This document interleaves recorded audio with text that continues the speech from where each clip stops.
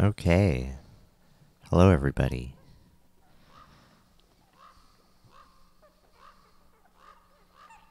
I don't know what's going to happen tonight. I'm going to do a little bit of talking.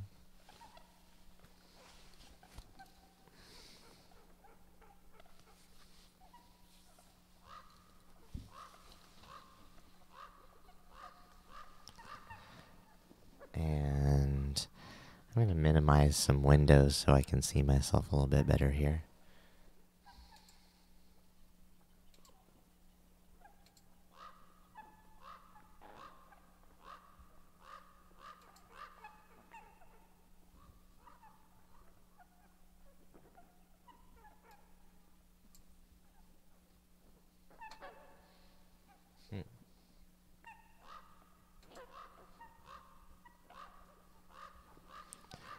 Okay.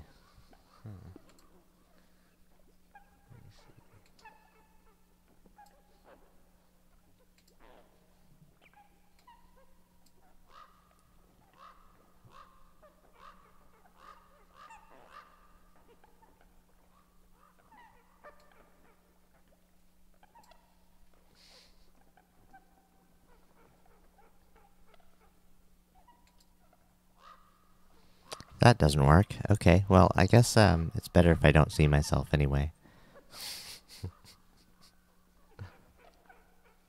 Hey, inverted popes. Long time no see, indeed.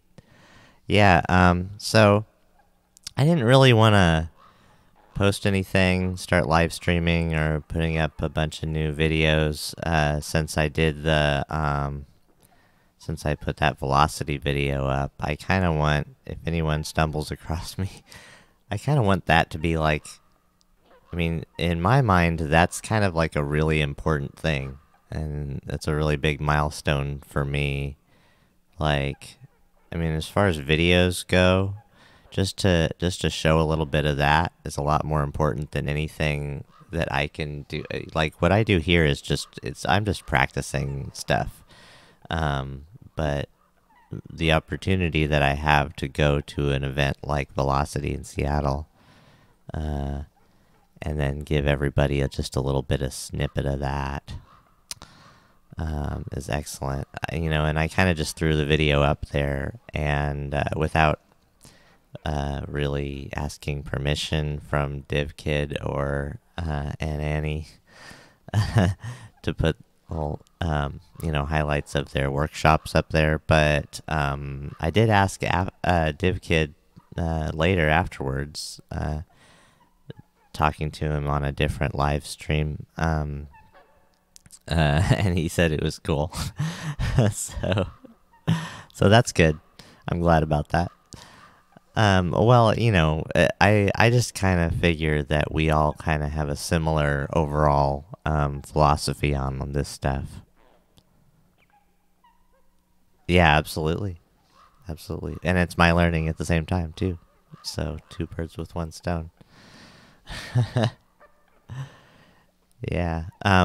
But I want to mention also, well, if I'm on the subject of velocity, I should say a few things. I don't know if I've mentioned that kind of like my biggest reason for going was to meet Lenny, who made all these modules you see here. From After Later Audio is his company's name. And he makes a bunch more different modules now, and and he's moved on to making all sorts of different ones, and that's great. He's always just kind of, I mean, he can do anything, and he does it really well, and I like that. And so I kind of went for the sake of hopes that I would meet him and be able to talk to him and shake his hand, and I did, and so that was great. And I got a selfie of the two of us and my gaping tooth hole, and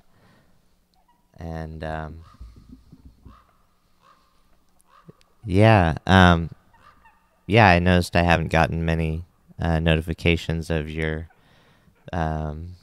your videos lately, Inverted Popes. But I mean, it's been like a couple of weeks at least, right? It's been a couple of weeks. I don't.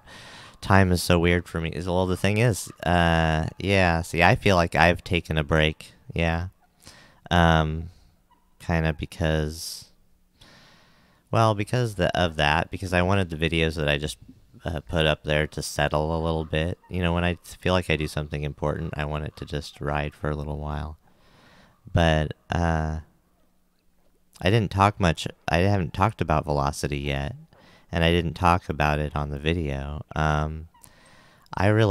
didn't. There were two parts of it, and I went to the first half, which was all the workshops, and there was also another room that I didn't participate in that was hands-on building synths and stuff. And there were multiple workshops that involved actual getting in there and building stuff. And I didn't do those, but I did watch some of the workshops and filmed a couple of them, obviously, of the actual sessions of like, and it really is, it's like a concert in and of itself. It's a concert with explanation, and it's the best thing ever for me because this is what I listen to. I listen to music from people who are actually like playing music on a YouTube video, like in front of me. I can see them playing the music. Ow. Ow. Dang it. It's okay. She has claws. Anyway, so ouch. But anyway, and I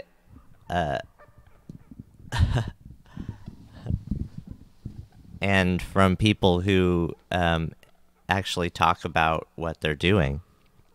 And I really like that because I watch a lot of tutorials. I guess that's what I'm getting at, is I watch tutorials, not just for the music, obviously, but for enjoyment, for entertainment, because learning is fun for me.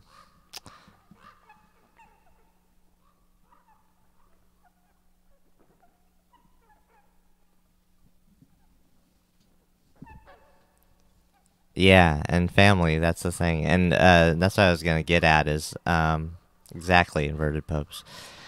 Family is one reason why I mean, it's not an excuse. It's just a feeling that of what I desired not to stay at Velocity for the second half of stuff, which is the concerts, actual concerts, and hanging out with people and talking to people and meeting with everybody and talking with them more and hanging out and partying some more all night long with just tons and tons of concerts going on, 3 at once at any given time.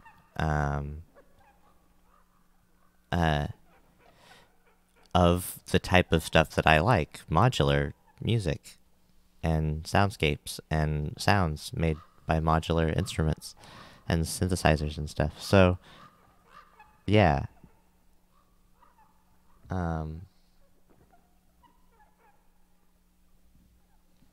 Yeah, I think I've got this sort of picture from lately from YouTubers that taking a break doesn't hurt you as much as they used to think it did, or it doesn't hurt you as much as it did a couple of years ago, or a few years ago. I don't know. I think it's because you can't really blow up like you could back then, anyway. But I'm not sure. It's different for everybody, of course, but it's also very interesting to analyze that stuff.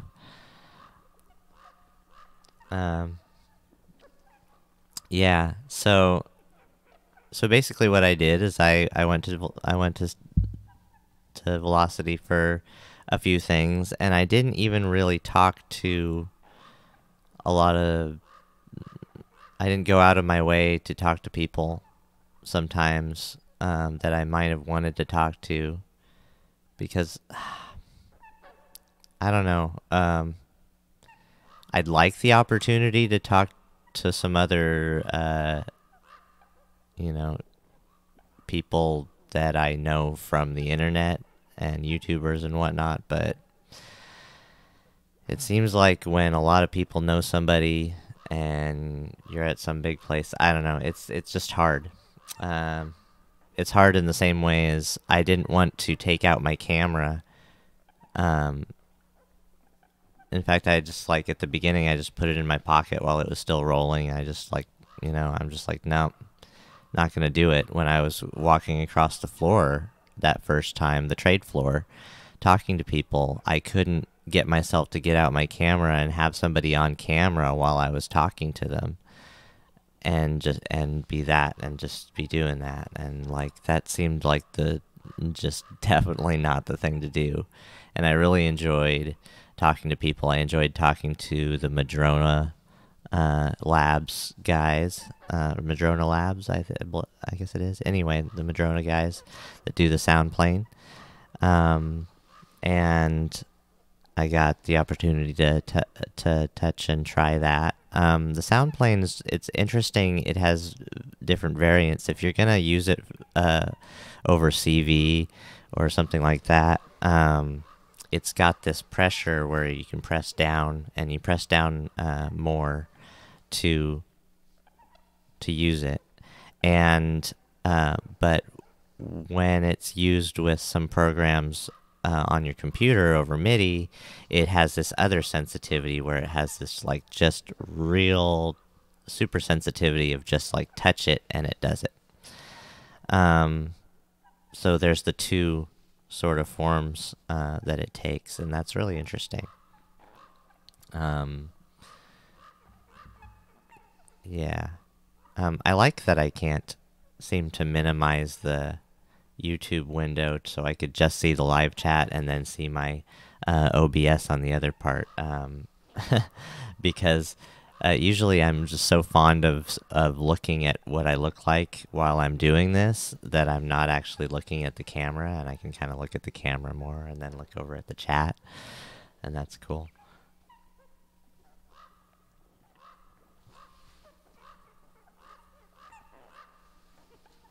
She Has Claws is a good title for a song.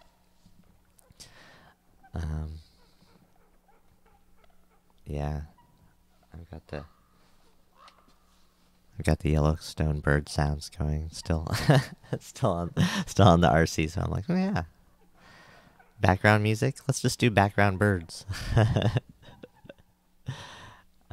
You'll appreciate that, I know. But yeah, so there's that, and then there was the interview that I just did with I Will Create. I Will is one word, being EYE, like I will, and the second word Create. That is his YouTube channel. I guess since I just mentioned him, I will go ahead and link him in the description there. He just interviewed me, and I like this whole idea of us interviewing each other, and because obviously I like people who talk about synths and trying to find everybody who talks about synths. And when I say synths, I mean music production in general that has to do with electronics and electronic music and stuff like that. But from Monsoon is a... Oh, yeah. I think you answered your question. No, yeah, Monsoon would be good because that's what he's doing right now. He's done some monsoons, and that is a lot like the Clouds, only it just has a little bit different different control, I guess, to it. A little more control in one area, a little less in another. Or just more control in general, a little bit when it comes to a couple different things. Okay, so what would I recommend as a first module to get from After Later Audio? He's doing a lot more now. One thing he does besides just the rings and platses and clouds is the Antinumbra Atom, which is he does a sort of clone of that, which is it's a micro elements. And elements was the big mutable instruments one that was the rings with with other stuff. It's a really expanded rings module with a reverb in it already and everything like that. So and it was this huge module. It's like the hugest module. You can look it up, Elements. Well, you probably know. Because, well, anyway. Yeah, see, that's basically what I would recommend from him is just, and I think he did a micro marbles, whatever you'd call that, is all the mutable instruments stuff.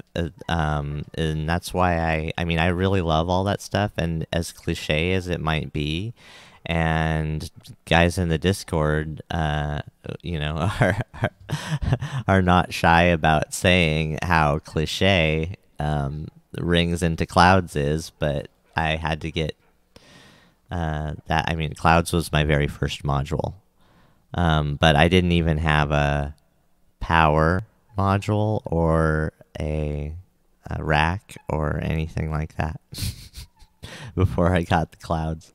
And it was because same reason why I've stuck with it is because it was the only thing that matched up with what I thought was my ideal. It was the only thing out there is because this one guy is making them with this particular style. But apart from style, it's the best made synthesizer you'll ever get in module form. It's as good as it gets. It feels as good as it gets.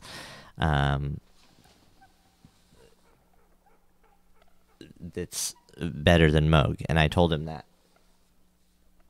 I told Lenny that because Moog is great and smooth, and it's something like this, but this is just a little bit more grabs it buttery, but still doesn't grab it. But anyway, but what I would recommend, the real answer to that was leading up to is Platts. I would recommend for anyone is to get Platts in some form or another, because that is the greatest synthesizer. And I did make a video that was sort of click.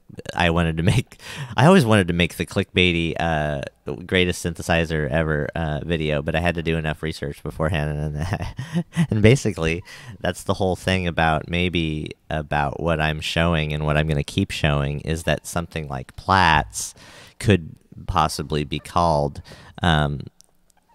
a better form for a synthesizer than all those synthesizers out there. But that's actually really, that's just kind of a stupid dogmatic thing to say, because it just really just says that that's my taste. My taste is that I always was going to try to get something going on where I had the one keyboard to control it all. And modular is set up that way already. People have been doing that since the 70s and whatnot, you know, with just the one big 88 key keyboard and the modular. And you can do that now with the varied modular setups that are their own musical sort of studios, musical easels of all sorts of things on them. You can still have the one keyboard for it.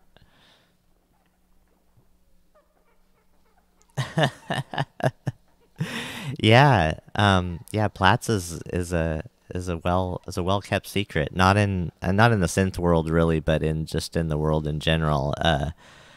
You know that it's, I don't know, I guess in the synth world, but it's just so good. There are some well kept secrets, like things I don't know about, like how good Waldorf stuff like the Blofeld is, and you know, I have some info on some good synths that have been around for a while, and maybe hints at this idea that maybe all the innovation isn't happening right now, but it is very exciting, all the innovation that is happening now. You know, wavetable's been around forever, and I'm just discovering it now, and I'm really excited about all of that. But it's been around, and there's been things around that have played with it in different ways.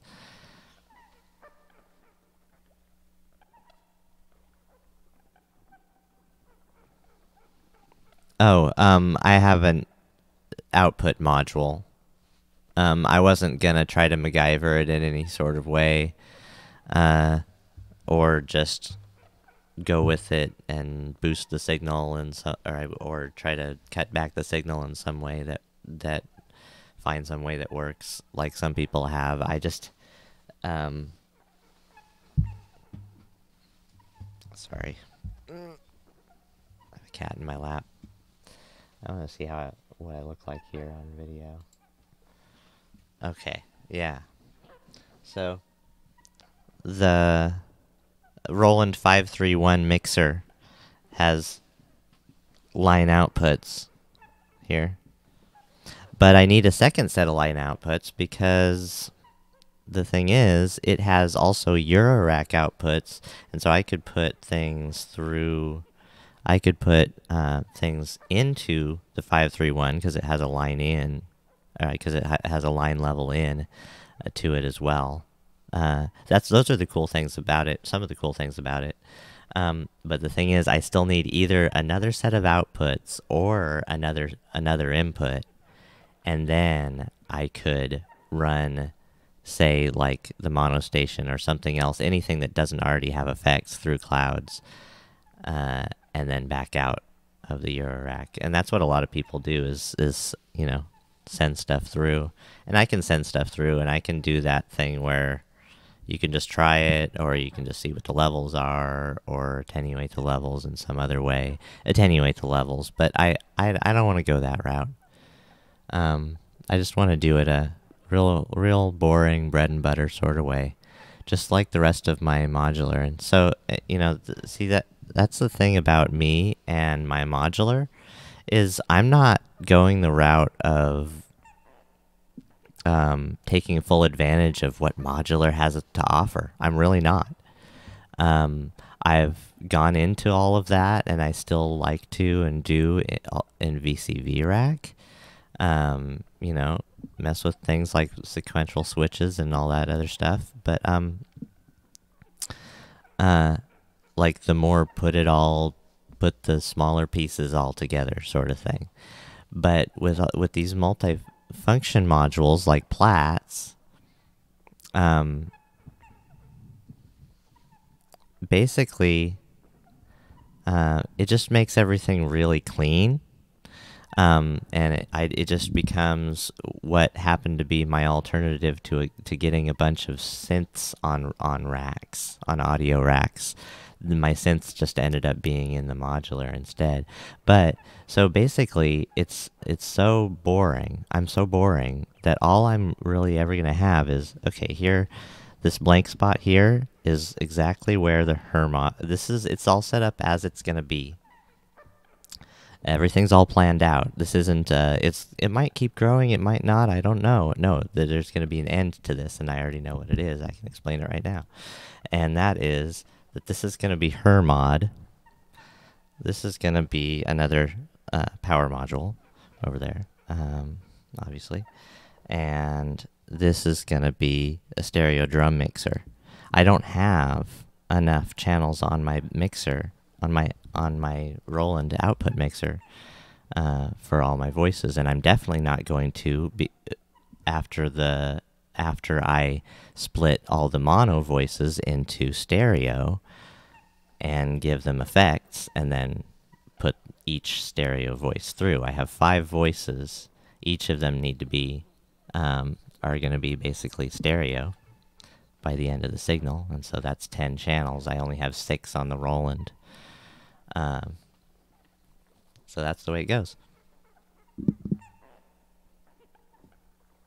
But basically all I'm going to have then is sequencer into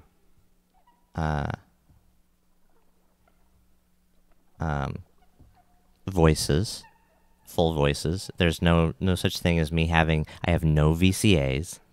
I have no voltage controlled amplifiers that anything's going through.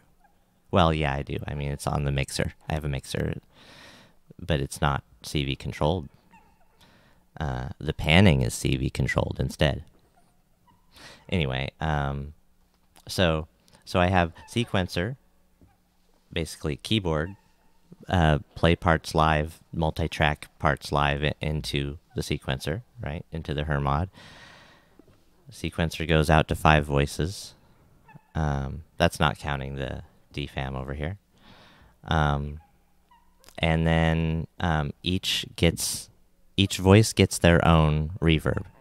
It gets their own dedicated effects. That could be reverb, that could be delay plus reverb, whatnot. And how I'm going to do that is going to be with the Erica Synths dual effects modules. The dual effects modules, yeah, wow, but wow thanks to Mutable Instruments, making the full synth voice and others full synth voice modules. But yeah, Platts has a VCA in it. That's the explanation there. It has a level in to the CV. I mean, it has a CV in to the level so that you can put an LFO on it and make the volume go up and down on. So like a VCA, and so it has that in it already. So I don't need it for that reason. Yeah, the whole you can't have enough VCAs. It's a fun joke, but and it's true that they're that useful. But so's everything else. Yeah, it's totally. There's totally a million ways to go, and so I think I didn't expect that I would be so, straightforward. Just like sequencer, voices, effects modules, and out. But then I am gonna also go with some LFOs on big silver knobs with the Aeon, not with the Aeon, with the E-Wave Zone BFs. Those modules have 2 LFOs per module, and 16 modes per LFO. So it works good that way. And then Aeon has good attenuators that are 3 attenuators per module, also big silver knobs. That's the theme, big silver knobs. So I could go with something like the new Polyend preset module that that has all that stuff going on and all the buttons. Well, the thing is, it's amazing and it does all this cool stuff, and it can be all your LFOs, and it's perfect for plats because it's 9, and each of the plats at most you're gonna want 3 modulations per plats, and so if you have 3 platses, which I do, the preset module will be perfect. And they showed that at Super Booth or at Summer NAMM, that hey, look, it's perfect for 3 platses, like I have. But I don't want that because I want big silver knobs. I want big knobs to control my LFOs with during performances. Yeah. So yeah. Besides getting LFOs and attenuators, maybe down the road. The thing is, I don't even have to do that because only using 5 voices, I've got 3 more spots on Hermod that can be LFOs to wherever. That can be generated by Hermod because it can do that. And then, of course, I've also got things like the monostation that can generate some LFOs, multiple ones that way. And the Mini Brute can generate some LFOs. I mean, Can its LFO? No, no, no, no. Just an arpeggio. But the arpeggio can be an LFO.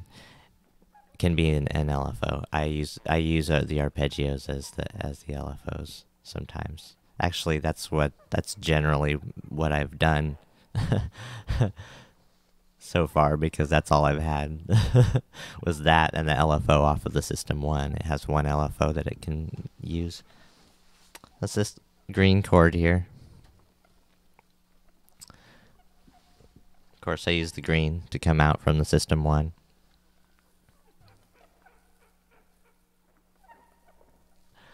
Oh, yeah. The Roland 531 mixer is expensive. Oh, but the Hermod, the Hermod is also $400. I believe it's 500 maybe, but used, you can get it for 400.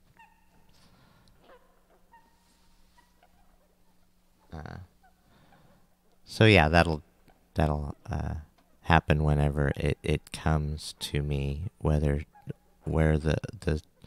synth gods will send it down the stream to me. Until then, it's just the wallpaper on my computer screen, the Hermod. Because that's what I do. I put the next thing there's gonna be. That's my weird gear gas thing. Is I put the next thing there on my computer screen. That's the next thing coming, so I can look forward to it. And that's kind of related to an old Buddhist practice that I used to do. It's kind of like, like they say in The Secret of like, is it in The Secret? I audio tapes on that one. And I think she was saying the same thing about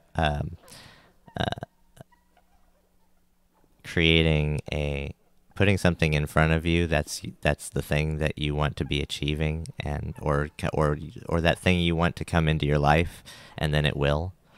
Like put something on your desk, and to be your like $1 million bill.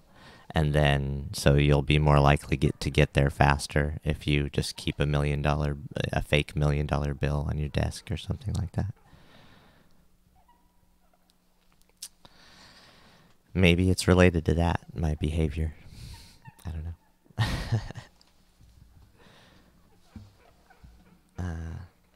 I'm wondering if I should just kind of keep talking a little bit longer, or whether I should do a little...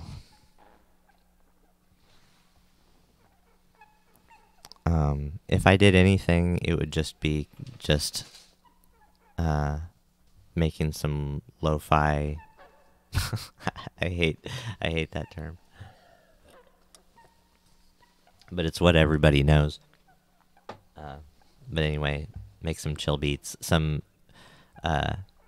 seventh chords in all the white keys. Oh, my stream isn't doing so good. Oh, now it's back up. Anyway, seventh chords in the white keys, and I'd put it on 115 probably.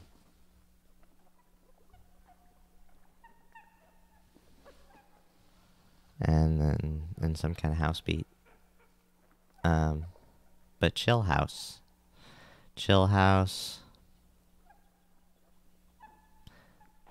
C,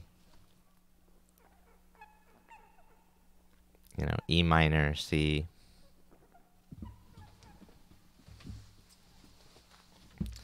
Let's do it. Kill the birds.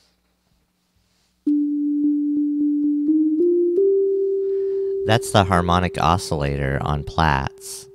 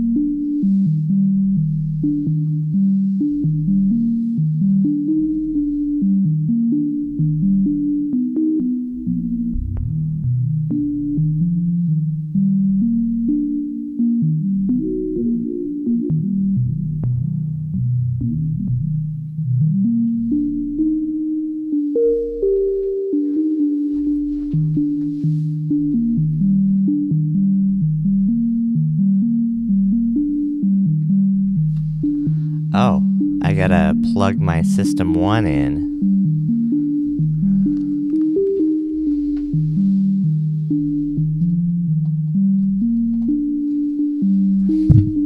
Oops. To get my LFO.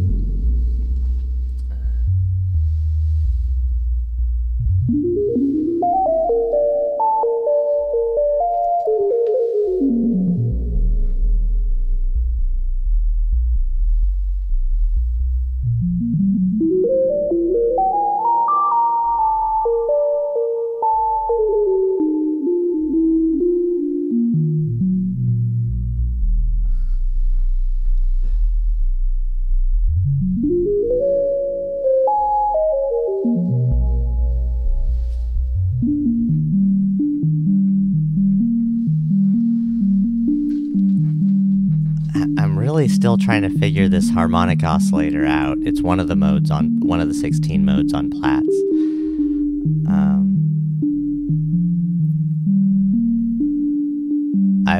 I've heard it explained enough. I just am trying to figure it out sound-wise. But right now, I'm just kind of that was before. That was the last day and a half or so. But right now, I'm just kind of like settled on a sound that I like. Yeah, I think it sounds really good too. That's why I haven't changed it. I don't want to change it. It's just like, I'm going to do something with it. So I'm going to do something with it. I'm going to expand what I've got and do tonight and stuff. And then make a video. Based on what comes out of this.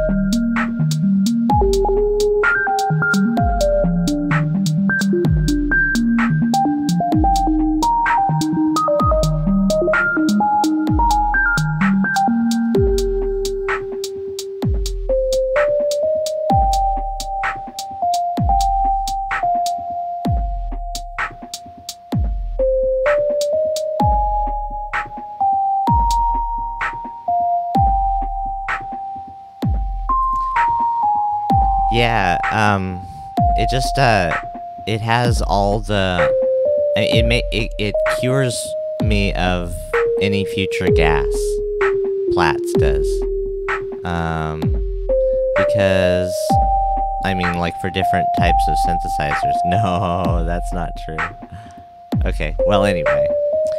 In some respects, it does, like, mostly, it does a really good job of helping.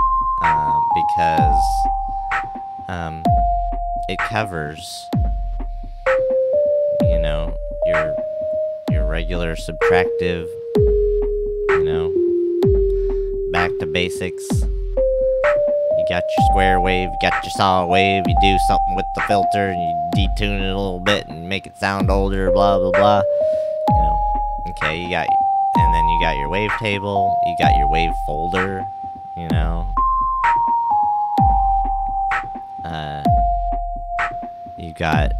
you've got your vocal formants, but not only that, then you've got just actual words that you can cycle through in audio clips that you can play out, but play out in various mangled ways, as if it were different types of voices saying it.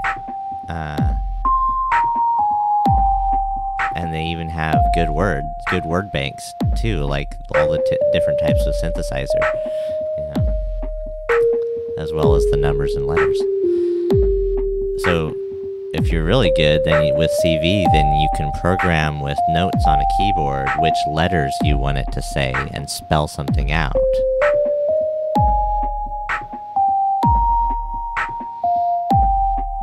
And that's the voices mode on Plats. Then there's the percussive ones. Out of the percussive ones is my favorite mode, the one that's my favorite mode of all of them.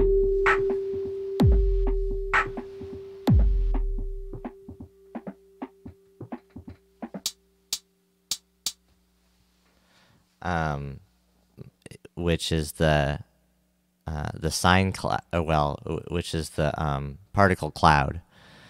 And particle cloud? Anyway, it just has the word cloud on my modules, but it's actually a saw wave in the regular output, but I only use it if I can help it in the auxiliary secondary output, which is it's always a secondary, you know, hey, here's another type of sound you can get out of it. Secondary thing that every single mode on Plats has. This one is the best on the cloud one, which is, it's a sine wave. So what it is it's 8 sine waves going together, but this one knob makes all the sine waves progressively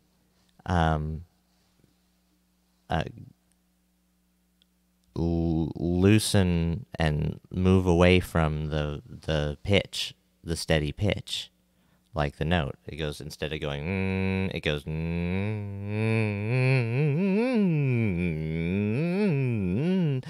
or something, you know, the pitch starts to lose itself into oblivion, like exponentially as each note goes, right? So, but this is happening times 8. So all 8 of them are going off in their own direction, in each their own direction, all at the same time. And so you've got 8 sine waves. So that's why the new Dreadbox Artiphone, which is a DIY module, ear rack module, is really cool too, because I really like that sort of thing. And it actually has outputs for each of the sine waves, so you can take one sine wave and put it into another one and put it into another one, which is kind of cool too. But in any case, I really like the sine wave cloud that I can get out of the Plats. It's just it gives you that background. It's like a drone, but a drone like my favorite type of thing that I would want out of a drone, which is, you know, really smooth, made out of sine waves. Like, so you don't have to filter it down, like, at all, because you can't. Oh, that's another thing I don't have is filters. No VCAs, no filters, except for in the modules that are, but that's the thing, is they don't even have filters. There's no filters on the filter on the rings. There's no filter, but actually, that's a lie. Even though I haven't used it, my clouds modules, the clouds with the parasites firmware, which mine came with, he puts them in by default. Puts the parasites firmware in his clouds modules by default. But with that, there is a mode where there is a filter involved. But I'm not sure whether I actually want to use that mode or not, whether it has a regular reverb going on at the same time. If it does, then I'm going to really like that one. And I have watched a video on it, so I can't remember enough to say definitively in the video, or I mean in this video right now. But yeah, Brian, you're the one who said sounds really good. Nice to see you, Brian. I'm sorry I didn't notice that was your name before. It's kind of hard for me to see. Yeah.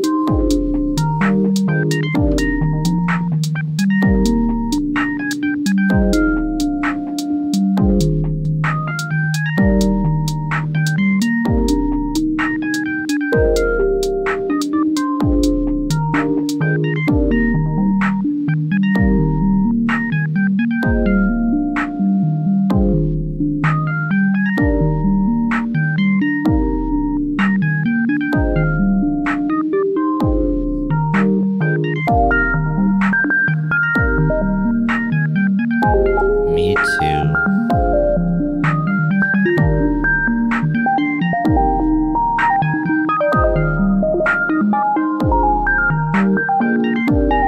Normally I'd have like a midnight coffee, but I couldn't. Wasn't gonna do that this time.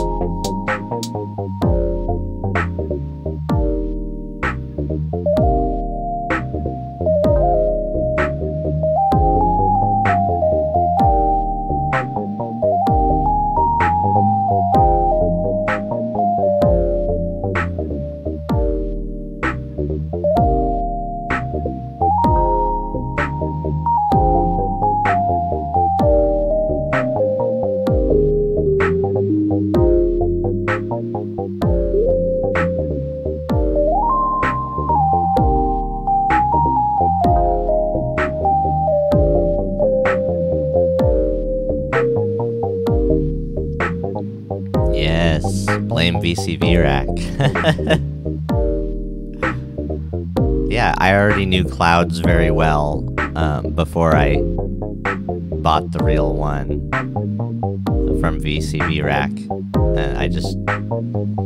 It was the thing that I did in VCV rack. I was like, I can't stop messing with this. But I already knew that I was already mainly gonna trying for a hardware project. The funny thing is, I thought I would get synths that I would need a big studio sequencer controller for that could do like 16 channels, right, of MIDI going out to all the synths. But instead I'm realizing, I like CV better than MIDI for one, and it looks like all my voices ended up being in the Eurorack.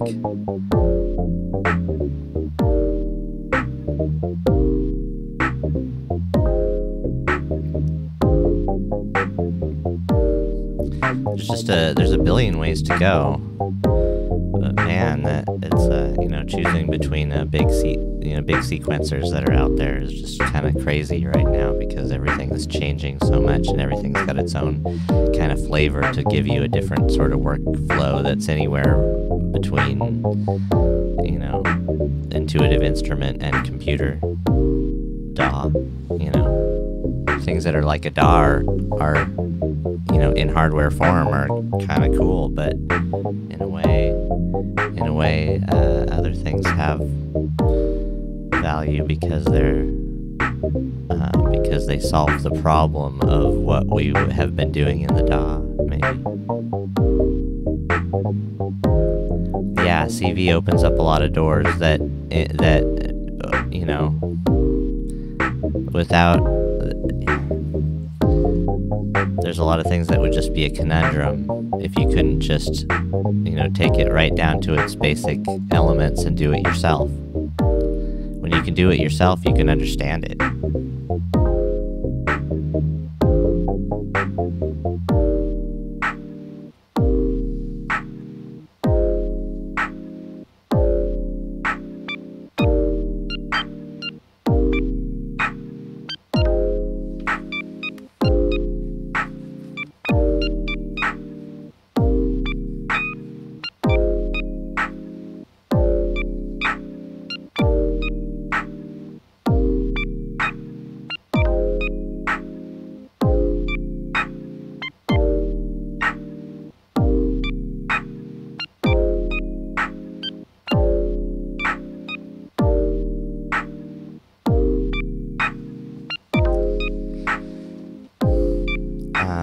Yeah. You know what I really like? I really like the circuit sequencers.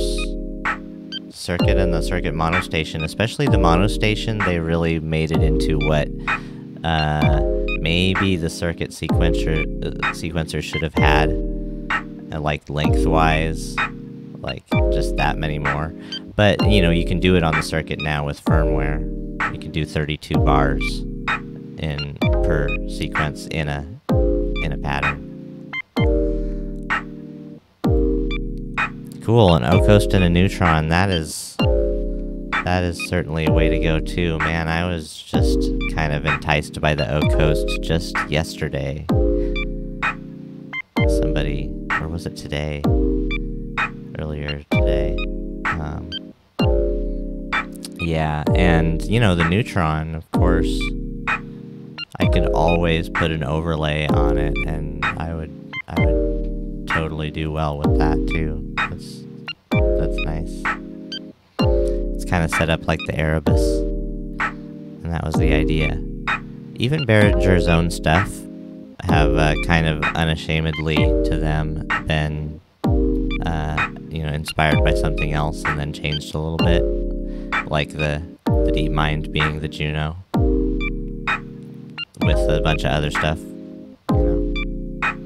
But it's kind of like the same thing as what Roland does with its Jupiter series. It's just like, it's got Jupiters in there, and then it's got all this other stuff, and all the acoustic sounds and everything like that. And then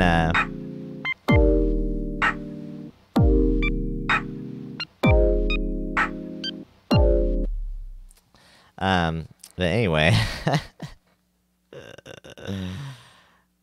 yeah. So there's a little flavor of what I just did yesterday. What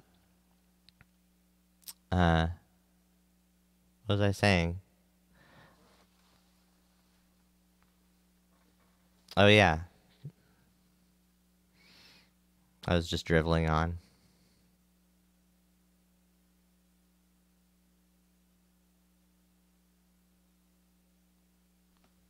Huh. The power supply then wasn't that great. That's interesting. I have a similar, not a similar, not so bad of an issue with my new mono station. I keep it like I unplug the adapter from the power strip because the adapter makes this noise that you can hear, like you can hear throughout the studio. Like I can't hear it now, obviously, but like if everything's quiet and everything else is off, then that is still going. And it's like, you know, yeah.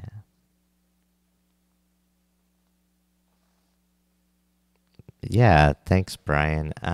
Yeah, I kind of feel like I'm not worried about being like that's not me worried about being original or anything like that. I want to really just take stuff that I found that I like and try to see if I can do it.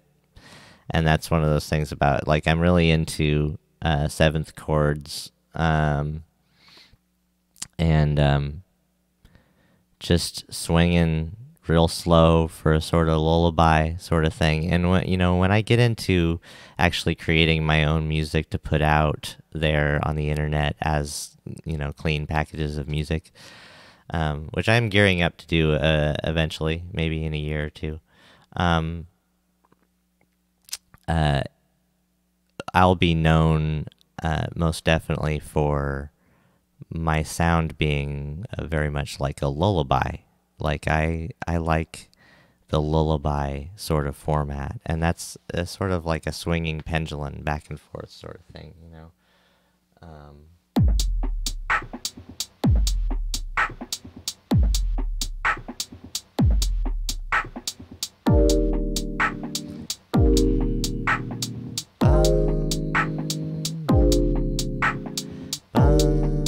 But within a 4-chord progression, you have a sort of actual pendulum swinging between the first and the third. So just the da da ba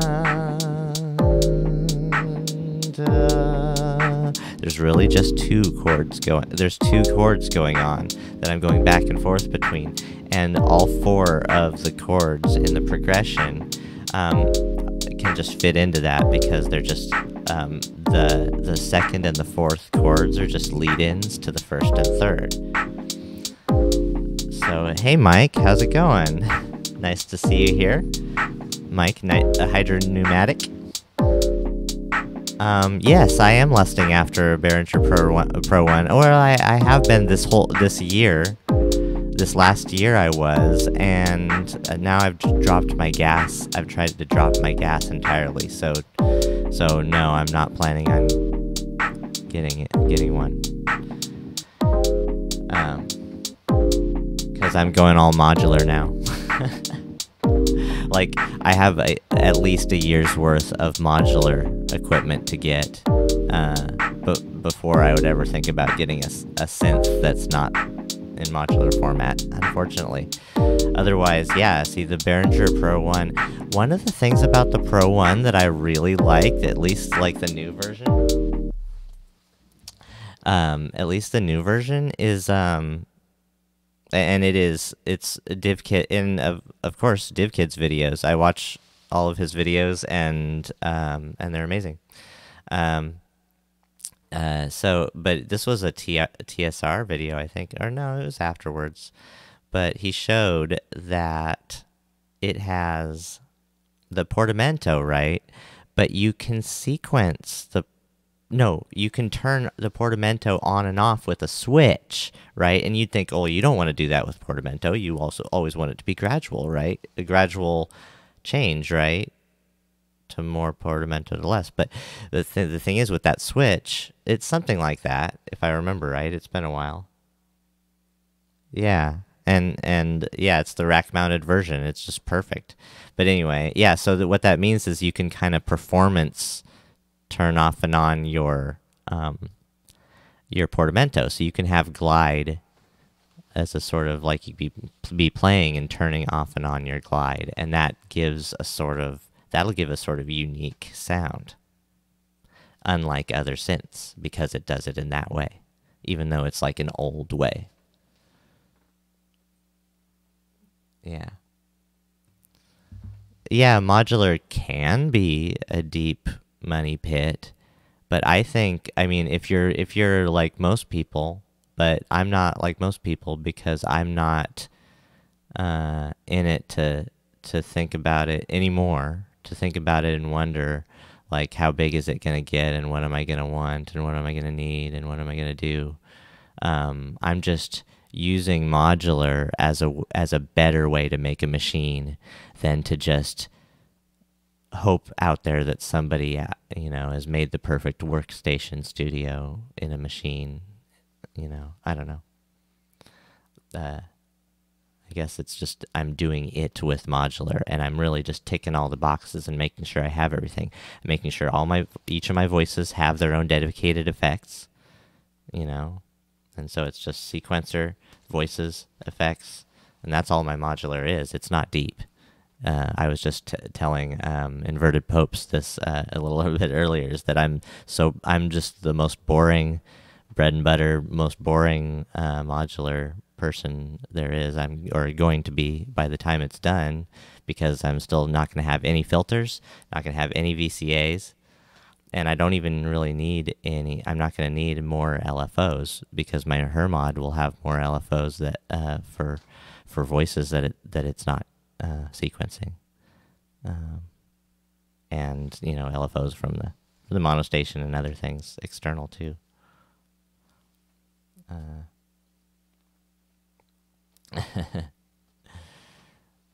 But it's also modular is also pretty cheap if you go the DIY or other people do DIY, already made DIY or DIY. I go the already made DIY route, and that shaves half the price off of any module that exists otherwise. But it kind of like limits you to, that sort of thing. Like the things that have been made open source, like the mutable instruments things, and cloned like that.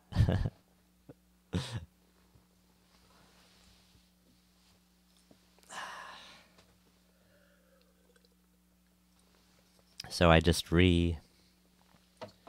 got a desk up here, up the stairs, and redid my studio. I also have this amazing new rack.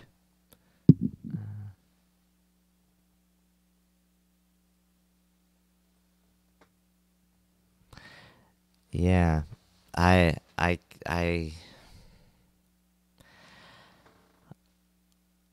can't go the DIY. I just can't right now.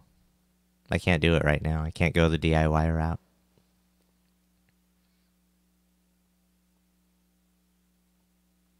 But I really enjoy talking to and hearing from people who are doing their DIY stuff. It's just so inspiring. There's somebody on Bo's Discord where that's where I roam, where I lay my head. It's home. And there's a guy who made his panels out of PCB. His faceplate. Used PCB for his faceplate, and people are doing that, and that's cool. There's another guy, I think it's the same guy, who made his faceplate out of copper, and it looks really good. It's really beautiful. People can make DIY stuff that actually looks beautiful. In general, though, modular tends to look like a patchwork quilt no matter what, so why worry about whether it looks clean or not? Except that I'm going the route of it's not going to look like a patchwork quilt at all. Yeah. I want it to look clean. Kind of weird.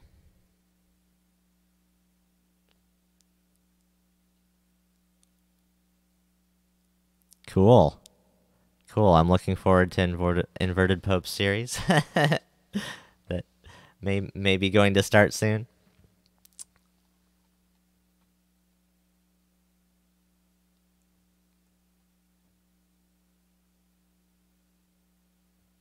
Yeah, yeah, look Mom no Computer. It's very inspiring that way. He's kind of, his look is streamlined. Of his modular of Cosmo is pretty streamlined because he actually sources all his parts and does it like really, from the same place, I guess. Well, not from the same place.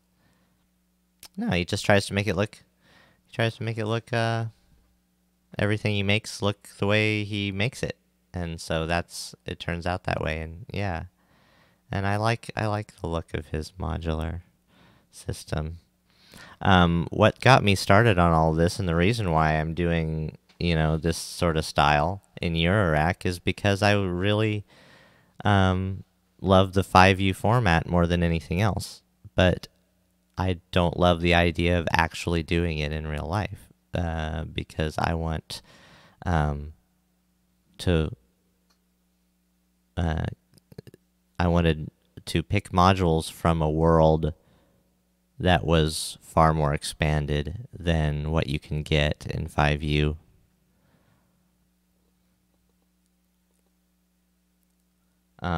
Except for that's changing as well. And of course you can make any module in 5U. You can. I know that, so I'm not forgetting that. It's just, reality. Like I said, I'm not DIYing. Yeah, he does have a warehouse, and that's cool. And yeah, I have a lot of space, like more space than I've ever. I mean, I have this big house, and no need for a storage unit. I want to get more organs. I have to just it's because I live with other people that I'm not just constantly bringing organs in to the house. The organ collector. But I just want to get more organs. I mean, there's a lot of good ones that are just nobody wants. Literally nobody wants, and they just need to get rid of them all. But I like organs, and I have a big house now. Oh man, what time is it? It is 3 o'clock here, a.m. 3 a.m. where I'm at.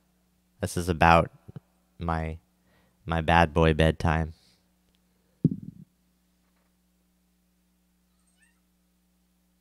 Yeah, you have a garage. That's cool. Yeah, garage works.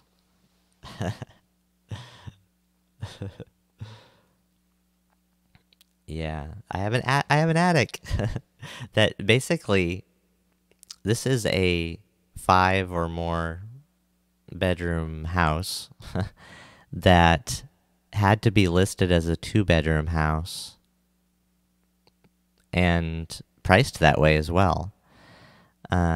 Because technically the windows up here, one here and one all the way across on the other side,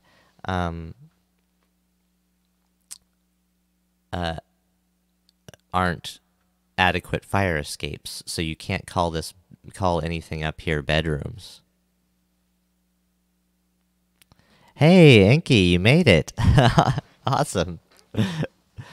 Yeah, it's 3 a.m. here. I'm doing great. How are you?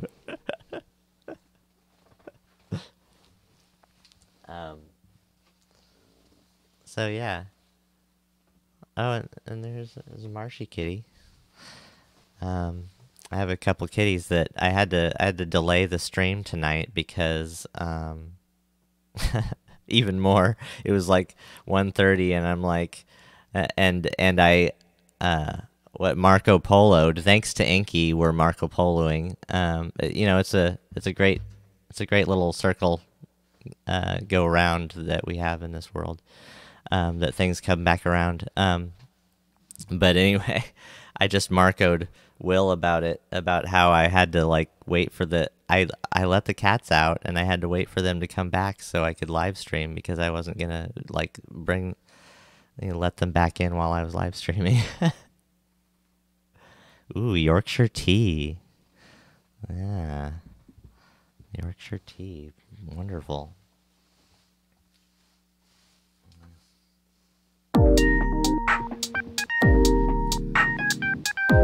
So, it's a little bit of a chill thing. I want to make a song, and this is the main chord progression for it.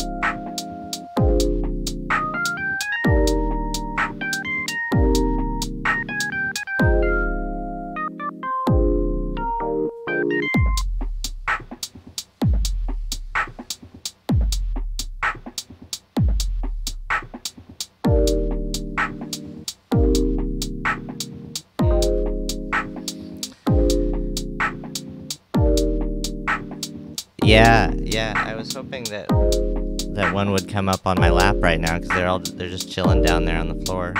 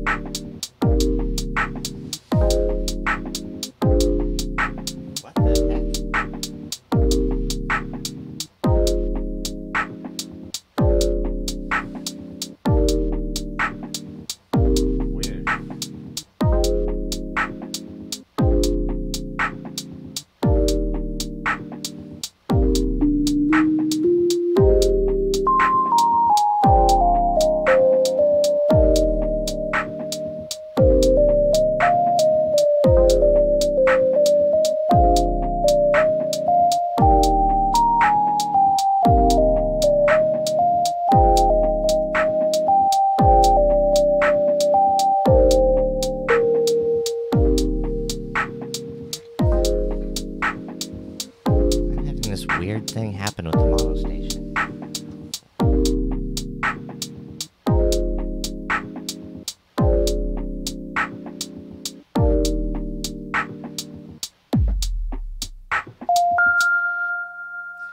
Oh yeah. I have them hooked up and I was playing the circuit and not playing the monos. Didn't have the mono station playing.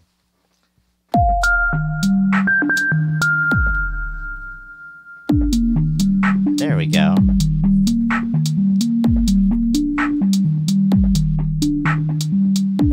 This is the Harmonic Oscillator from Platts we were talking about. It's beautiful. It's a beautiful sound. Bum bum bum bum bum bum. That one.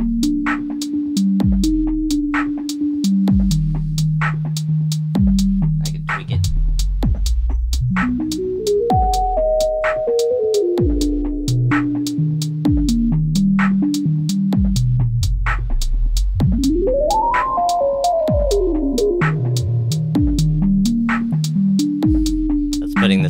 That's putting the System 1's LFO on to modulate the harmonic oscillator on Platts. Basically, the harmonic oscillator, all three of those knobs do slightly weird things with the pitch.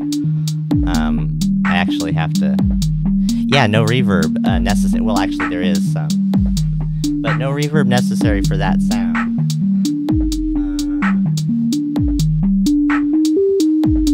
See, that's without reverb.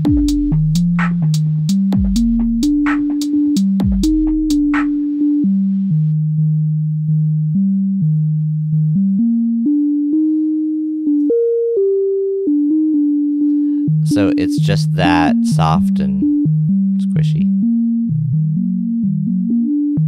And this is... No. This is with reverb.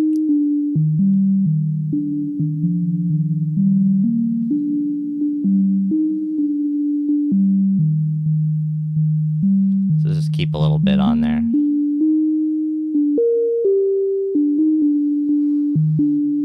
Yeah, I've converted inverted popes to the plats, to getting a plats. Because they're the best things ever. You don't need any other synthesizers after you get plats. You just don't. But I guess braids has been around forever too. And the same was true with braids, but braids turned me off because it had that big ol' like, oh, it's a preset with a name.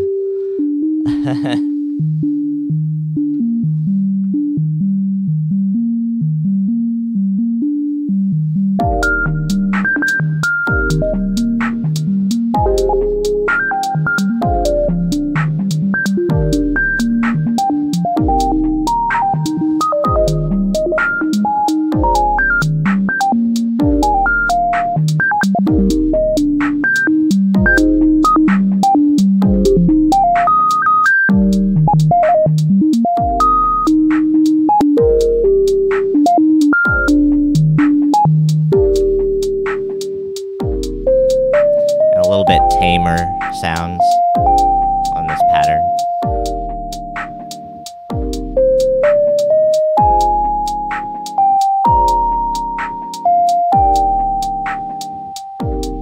No reverb, yeah. Let's add about a third there.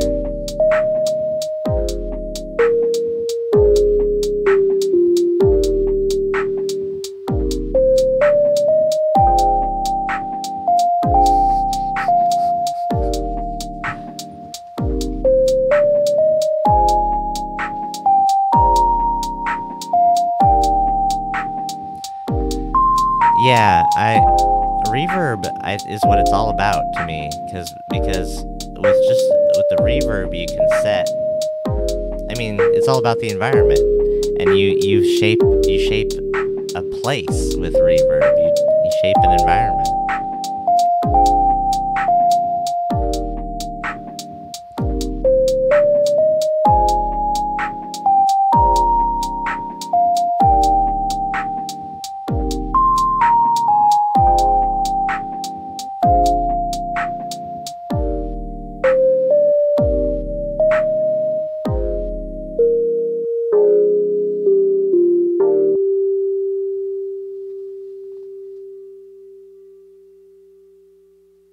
Yeah.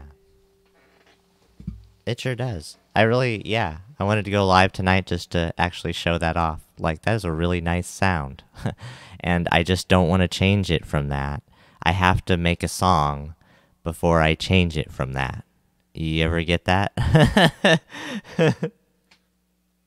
And so that's what I'm going to have to do tomorrow or the next day or whatever, even if it takes the weekend or whatever. That's what I'll do. However much time I'll get to be in the studio at all.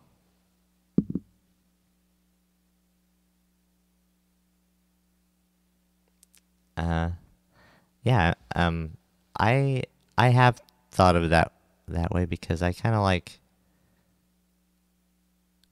have put out just a bunch of rough stuff, but I put something out, but like it's been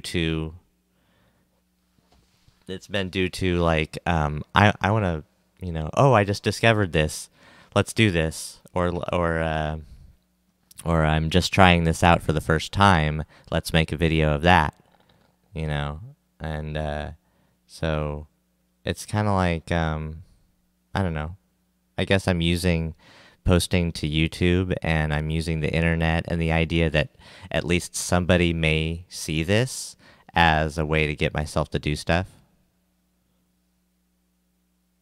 but also like related to to finding a sound too. That's like, that's the thing about patching and about modular.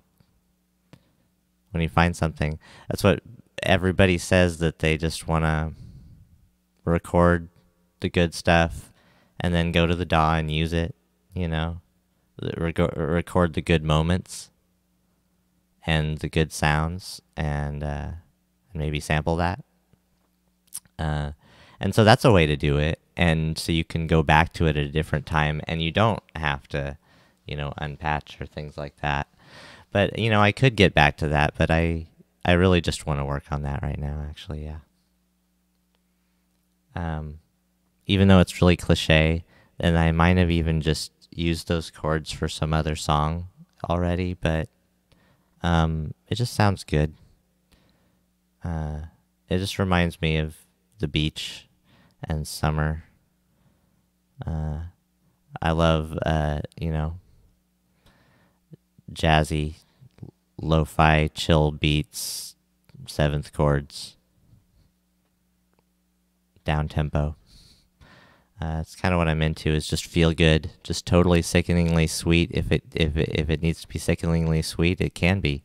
It's just if it makes you feel good, and it's anything that makes you feel good, just put it all together and just wash yourself in it. That's why I say, like, yeah. Towards my idea of, or my attitude towards reverb is definitely not that you should use it in subtle amounts. You should use it with subtlety. That's the best way. I'm like, no, it's good. Just more. It's never enough. Except when you lose the sound altogether, but then even then it's like, quite nice.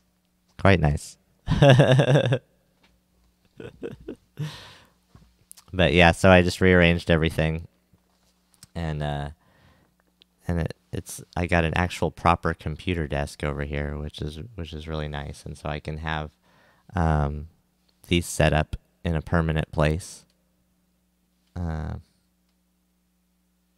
Yes. Yeah, don't overthink it. I agree. I do agree. Yeah, your Neutron has the same patch in it for 3 months. Yeah. When you find something good, and that's the thing about the mono station, is I found a patch on the mono station that I like tweaked a little bit, and so I have it where I want it to be, and I just want to use that, and I just play it. I haven't even been sequencing anything, like I said. I already said that. But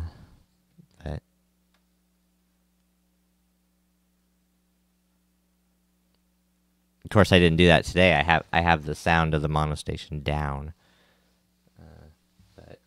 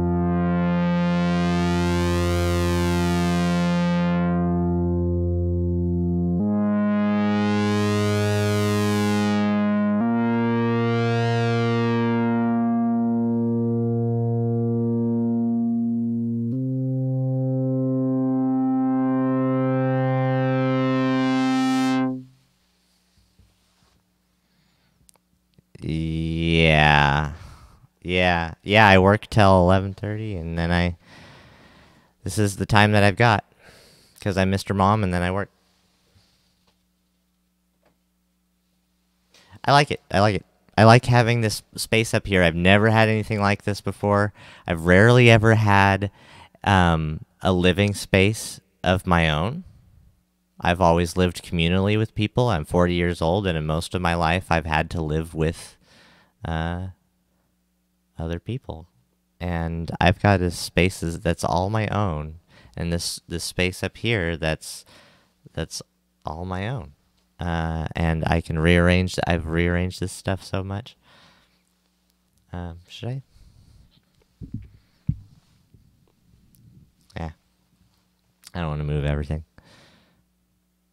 So you got a digitone. Yeah. Brain can't handle it for live. Yeah, but man, I love those sounds. Digitone. I like multiplying sine waves on each other. I like that multiplier. Use that multiplier. It's great. You could use that. There's some good things in FM synthesis in general that are good for performance, I think.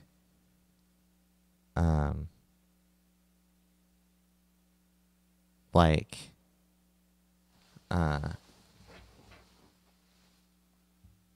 sonic neutronic. Morning.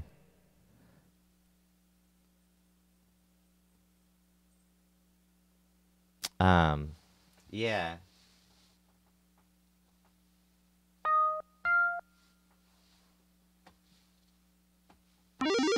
Yeah, see, I like things on the circuit like this that have modulation like this.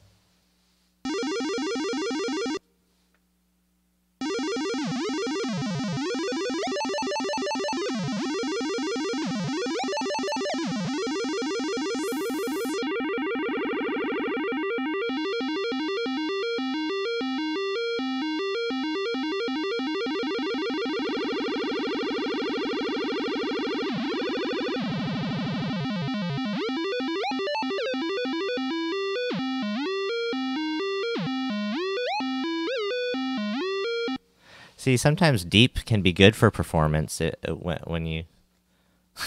but I don't know about the digitone. It's got those clicky keys and stuff, which is cool, actually.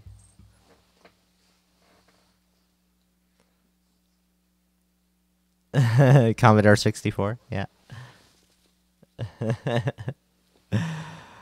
I love it. I love it. So on the circuit, I crashed my computer. Components crashed my computer. Cause so I went back to the factory presets at the beginning of last summer. So I went back to the factory stuff on circuit and factory sounds and all that, and messed around with that, and so that's what I've been doing all summer. But I found that what I was using before, starting back in January for January, 2019, I used that January to try out the Team Novation sound pack, and I got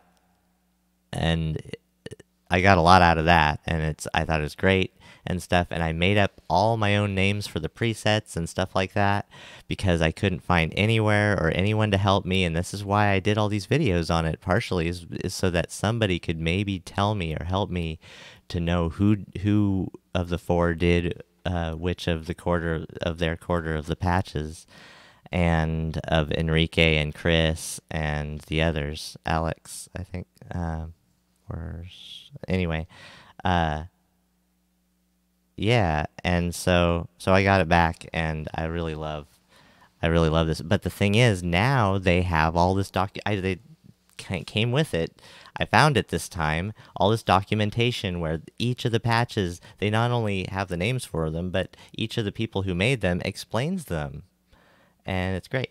Yeah, that's it's a hokusai. But it's a towel that I got at Meiji Jingu in Tokyo. Meiji Jingu is the big shrine. It's the big Shinto shrine in Tokyo, and really beautiful place. And I just happened to get that towel there at the gift shop. That was one of the first things I ever did in Japan. But I never used it as a towel. It's always been folded up, and that's why it has that crease. because it's for years and years it was folded up, and then it got some kind of like it got faded there or something. Anyway, yeah, I love woodblock prints. Actually, I love everything Japanese that is mostly ancient, having to do with ancient Japan, and more of the traditional stuff, because I like traditional stylings that have been going on for hundreds of years, you know. And that's kind of what this comes down to too. Wanting it black, it has a lot to do with the lacquerware tradition in Japan. I want to get, okay, what I really want to get though, spoiler alert, what I've always been planning on doing, and I'm going to whenever, you know, is have a backdrop here and have like a forest backdrop, the whole thing, and just to have that be a permanent backdrop for my studio is just a forest, like photograph, like as if it were real and I were out there. I really like what I don't know if I can pronounce his name right. Is it Oliver or Olivier, or anyway Ozu? Anyway, guy whose channel I really like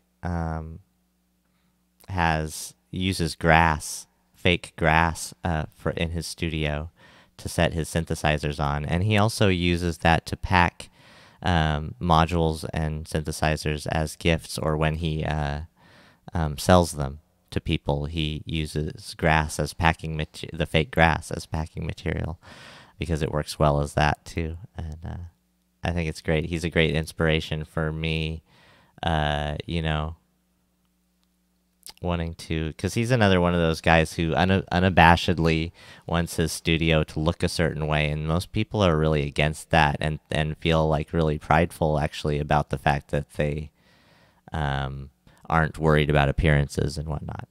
And I dig that too. I think that's cool, you guys. But I'm into like the visual aspect of it all, as well as art, just as much as sound, you know, or not just as much as, but actually like as just an all-inclusive sort of thing. If I'm gonna be dealing with sound art, then I want to be in a place of visual art.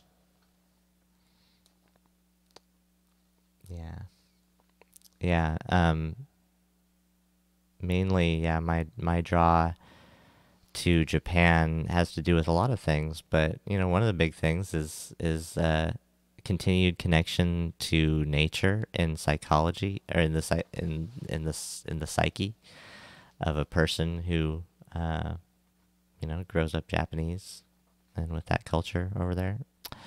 And maybe it's an absence of certain maybe religious things that exists in the West. Maybe, I don't know.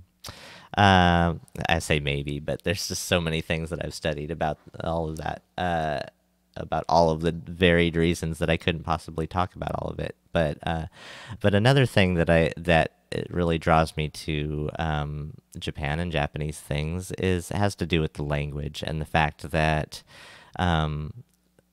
the language is a totally different animal than Latin-based languages, and the way it works. And so the way you think is different when you use that language, and that kind of gives you that much more insight into the fact that, wow, there are just all these people on this other side of in this place in the world that are thinking with this language that's so like wonderful and efficient and cool, and allows me to convey things in a really cool way, and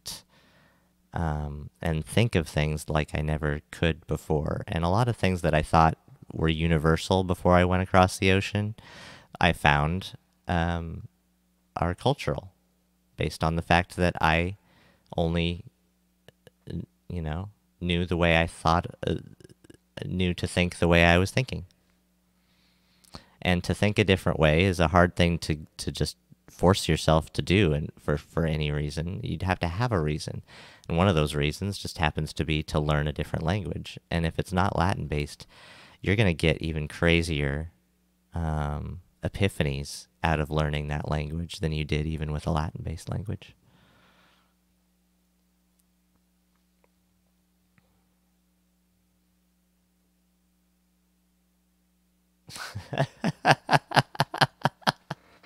That's great, Sonic Neutronic.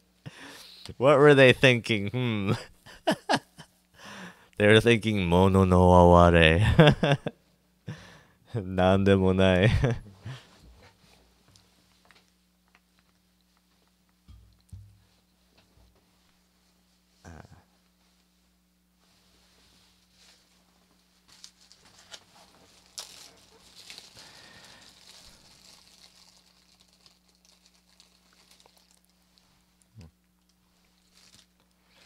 Anyway, I think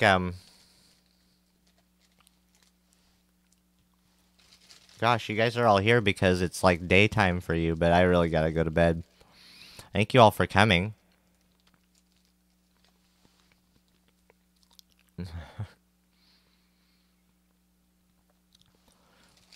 Yeah, people are funny. Human beings are funny.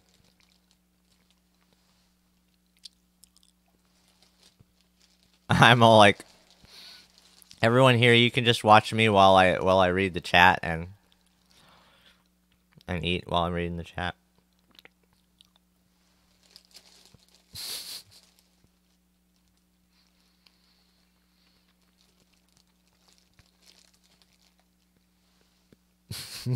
But it is a great joke. What do you think they were thinking when... It's funny, when I was over there in Japan, my friend Sam, who was also American, who was, you know, we were kind of... We went a lot of places together. He had this ongoing running gag. Well, him and Jacob both. I forgot which of them originated it, but they kept it going, of letters to the emperor. It's like, dear emperor, we love your great tradition of you know, beautiful and delicious food, blah blah blah. You know, however, ... and they always you know, end with however ... and bastard put mayonnaise on my steak. You know. Oh, I don't know. And then they all tend to be inside jokes about the frustrations of what or something weird that Japan is doing that's funny to us.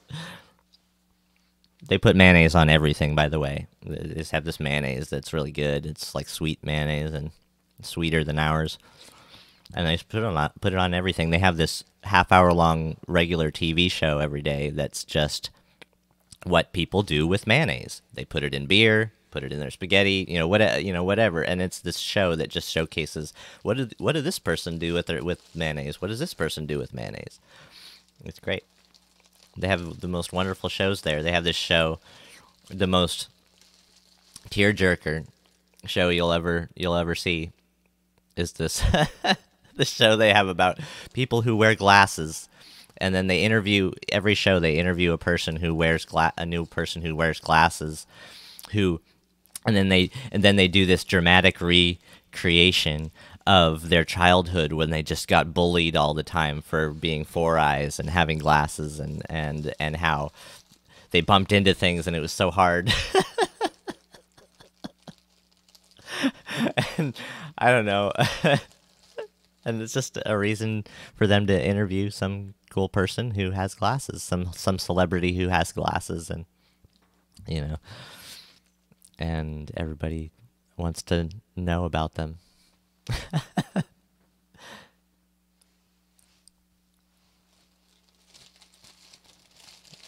Japanese TV is kind of like the internet. You can find just about anything on there, weird stuff.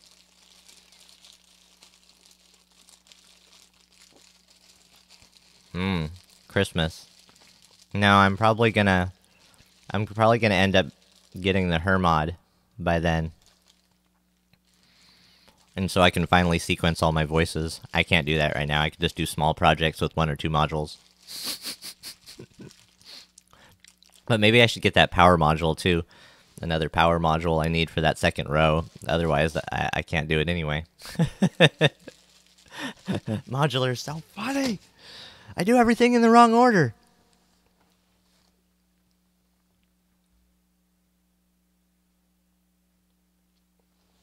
Just got you a grandmother, yeah.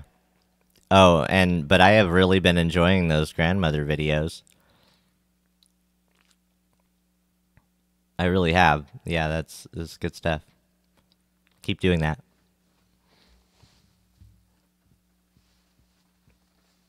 Yeah. I would have gotten a grandmother. But the matriarch looks even better, too. But, yeah. It's not streamlined enough for my studio, I guess. I would have to paint those colors black eventually, probably.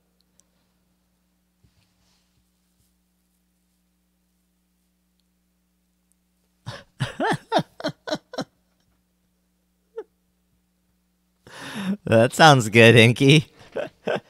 Endurance. We won't call it torture.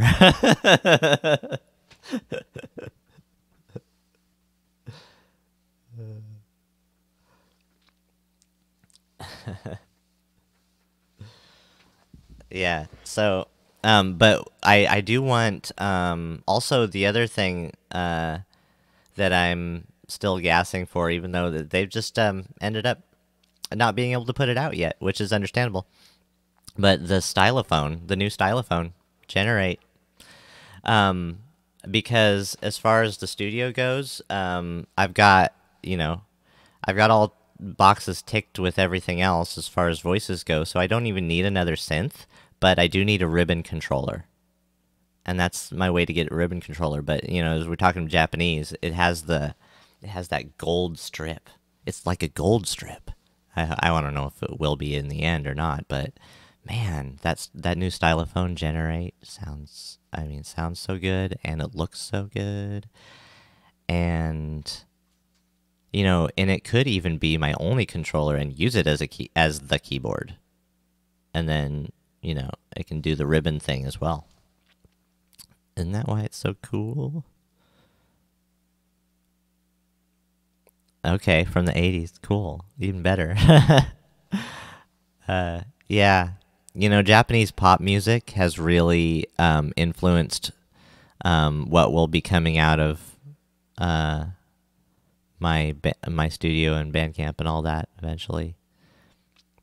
Because I'm very influenced by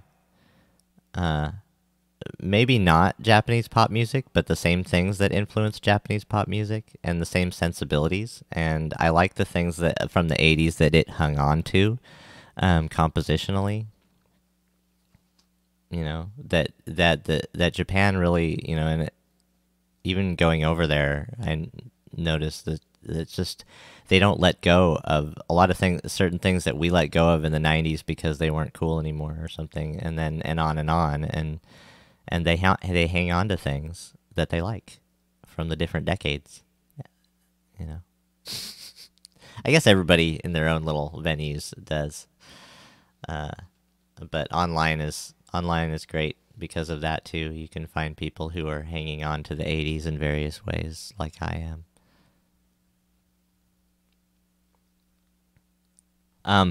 Speaking of which, and even just this morning I was watching it, and I'm just like, oh my gosh, I'm in heaven. And remembering it all again is Robotech. And the cartoon Robotech, which was originally Macross series in Japan, and it became Robotech in the 80s over here thanks to Carl Maychek. I'm never going to get into that on this channel unless I do an anime channel. But that was my previous life.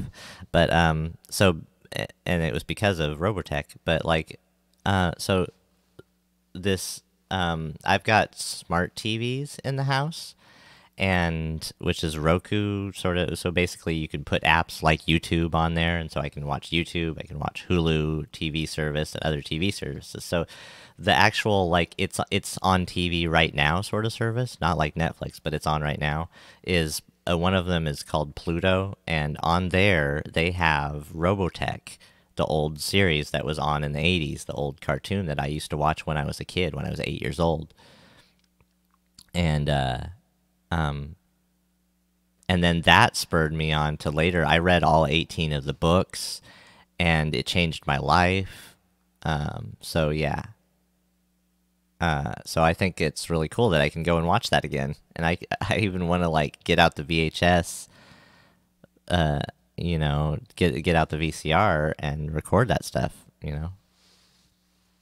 so I can still have it. I got some on Laserdisc, but now I don't have a Laserdisc player anymore. So yeah. In college, I was Japanese language and culture all 4 years in college. That's what I majored in, and minored in creative writing, script writing for film and script and plays and whatnot. Because I started doing animation, and I realized I wanted to do the writing part instead, because I didn't want to sit there and do all this tedious rendering and all that crap that goes along with the computer animation stuff. Anyway. Yeah, so, but then I was the head of the anime club there most of my years there, and we subtitled some things that weren't around and brought them around, and then there were the real crowd pleasers that we would put out on that would always get lots of new people. Back in that day, in the late 90s, yeah, we were getting, mid 90s, we were getting lots of people into things that were just barely coming over. That it wasn't quite mainstreamed yet. There wasn't, Adult Swim wasn't around yet, and so they hadn't brought Cowboy Bebop to the States. So basically, my job in college was to get everybody out of watching Dragon Ball Z and Sailor Moon and thinking like that Japanese animation was that, the lower rung of things, that just happened to make it to the States, when none of the good stuff ended up making it to the States. And so we like did that when it wasn't coming over, and fan subbed stuff, and that was great. And so as far as the old stuff, I can recommend all sorts of things for people, but I don't watch anything anymore. It seems to be all crap, but then it seemed that way to any outsider back then. You had to dig deep and literally, like, unfortunately, watch a bunch of crap to find something good. And so that's what I was trying to do for people, so they didn't have to. So I became sort of a god legend in other in other eras of my life, popular and inadvertently in ways that I never thought I would be, in the magnitudes that I never thought I would be, in charge of important things that I never thought I would be. I founded a convention, a small convention, but man, that's a heck of an undertaking.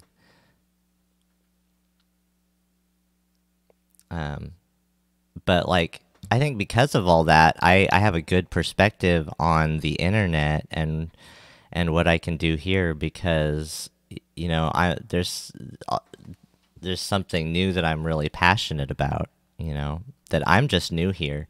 A lot of you guys have just been into it forever, but I talked to so many producers and people in music store, my music store guy, who's just this producer.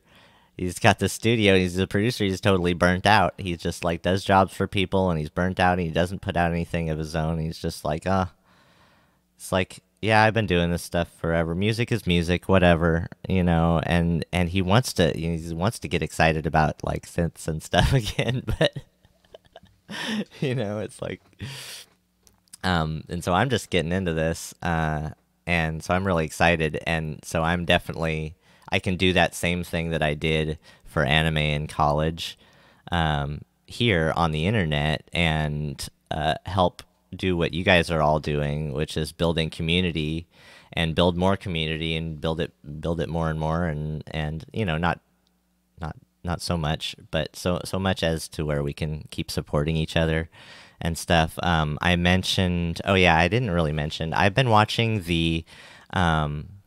listening to the podcasts of Magpie Pirates podcasts, and there's a lot of good ones, a lot of good stuff, a lot of good people out there that I hadn't heard of that are doing some nice things. And then there's also interviews that Simon on has done now with Heinbach and Noir at Blanc V. I just listened to tonight, and a lot more insight. I mean, that one was 3 hours long, for instance, and so was the one with Heinbach. It was 3 hours long. And podcasts are pretty cool. I have no experience before this week now of I had reason to go and watch, in particular, to go and watch the Magpie Pirates podcasts, but it's about creative struggles and all that stuff, and they are really building a nice community over there, and it's not all Simon centric; it's everybody centric, kind of like how what you know larger maybe a little bit larger scale of what I've experienced in my social media, where I've found my home here in the synth world on Discord. I talked too much about maybe already. I don't want to talk about where talk about social media too much on YouTube, because this is its own place where we can also do our connecting as well, I think. I really appreciate people like I Will Create for reaching out to me, and then when I didn't answer, reaching out to me again and going, "Hey, you want to get?" Because I'm sometimes I'm scared of things when I haven't done things before, and we can spur each other on to keep on doing stuff and keep on creating.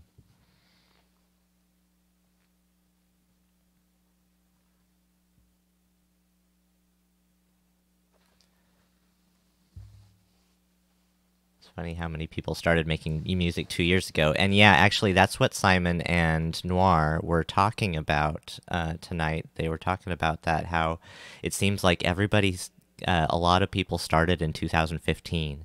It's like everybody started in 2015. It's like, why is that? It's weird. It's weird. Them and them and them and them.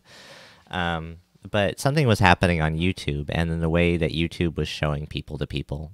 And maybe, unfortunately, that's gone away a little bit more again now.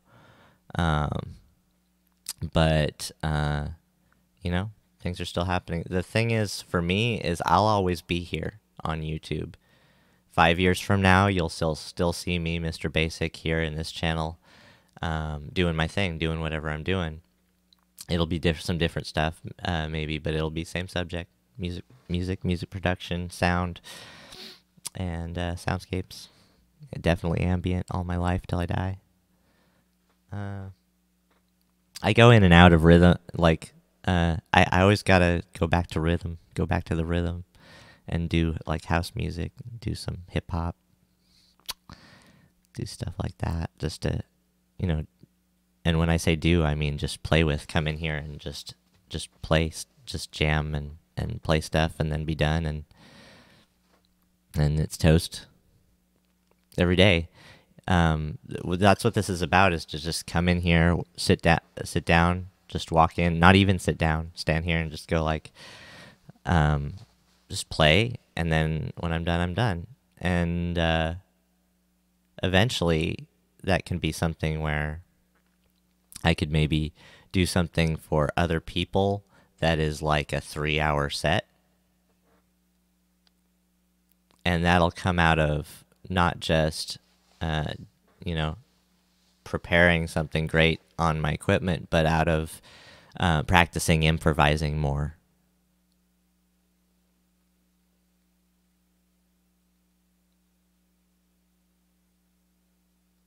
And you can improvise all you want on instruments and stuff, but then when you get new instruments and get new tools, you have to learn how to improvise on them as well from the beginning again.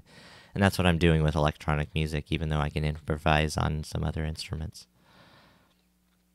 But I also want to improve my improvising on any instrument, like especially my mallet playing that I'm so rusty at.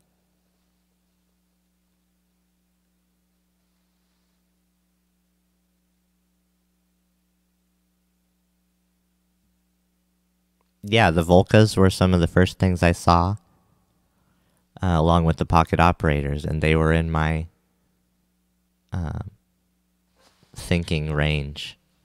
So I got a pocket operator. I got 2 pocket operators.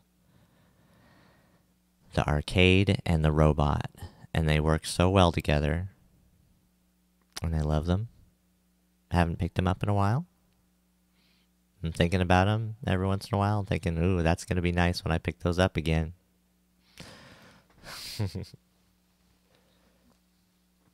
Because those are like a little studio in a box. Or a little studio in 2 calculators.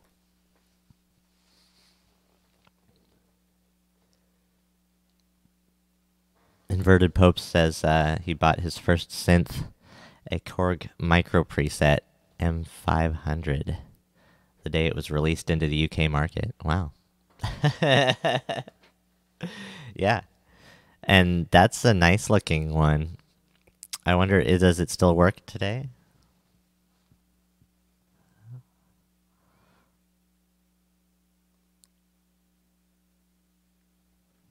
Yes, college can be dull. I didn't go to a dull college. I went to a not so dull college, but you know, it's like any other place. It's only as good as your current professors and everything about them individually and stuff like that.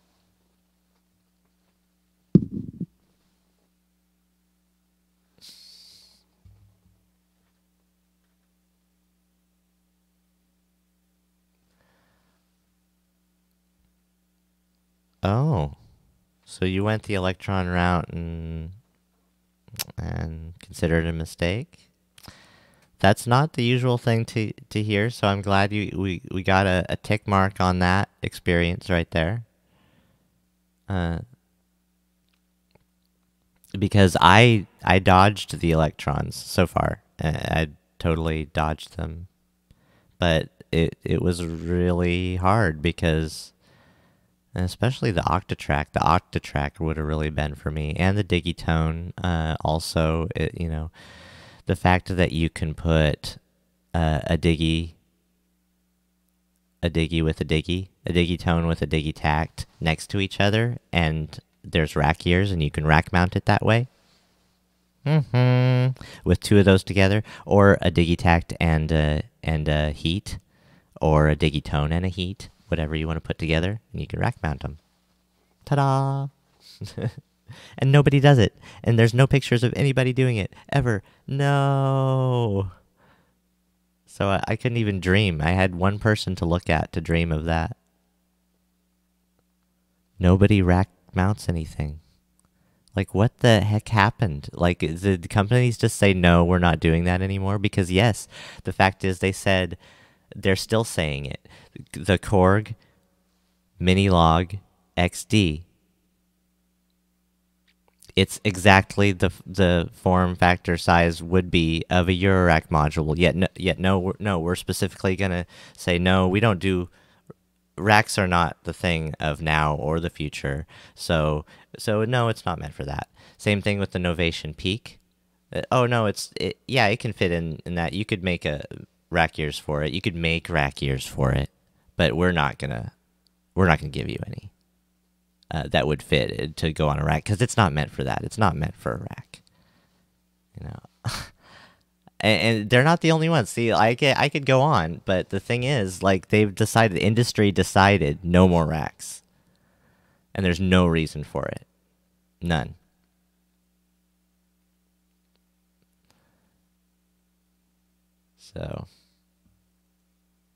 So yay! I got to get back to my rack mount everything rant.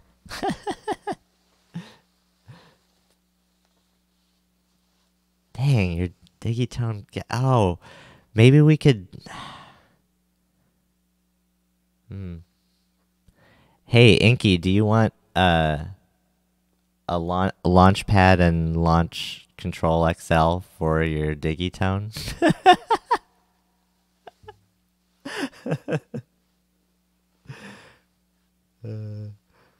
I don't think I'd give up anything else right now.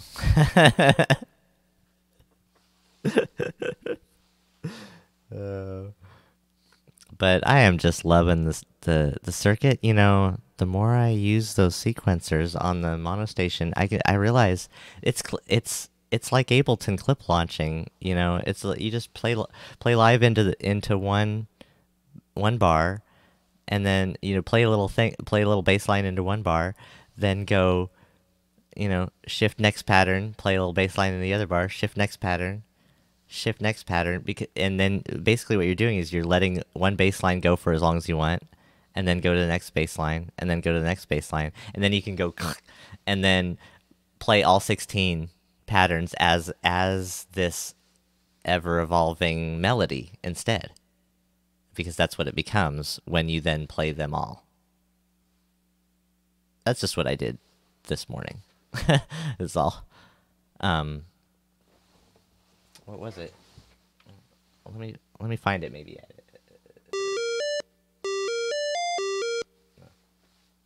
Anyway, was it on the circuit or? Oh yeah, it was the bass line on this.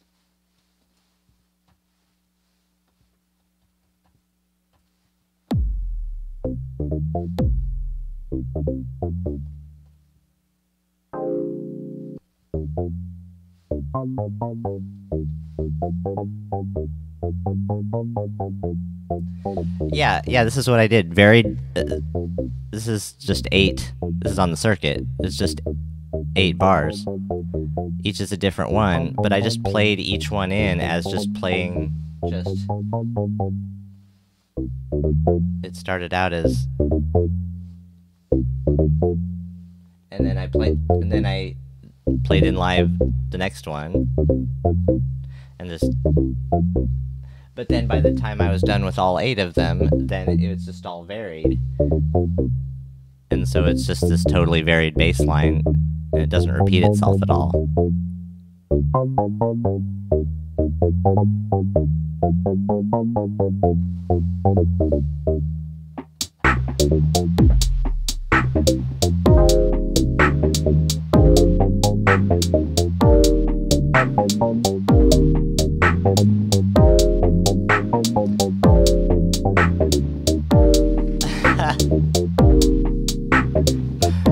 Yeah. No, thank you. No, thank you, Sonic Neutronic. Yeah, I had my eyes on the Octatrack so much, I watched over 100 hours. No, not over 100 hours.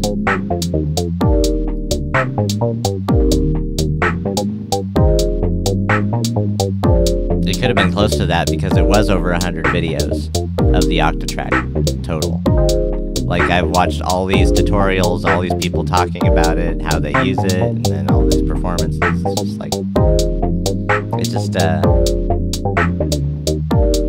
it's almost right. It's almost right for me.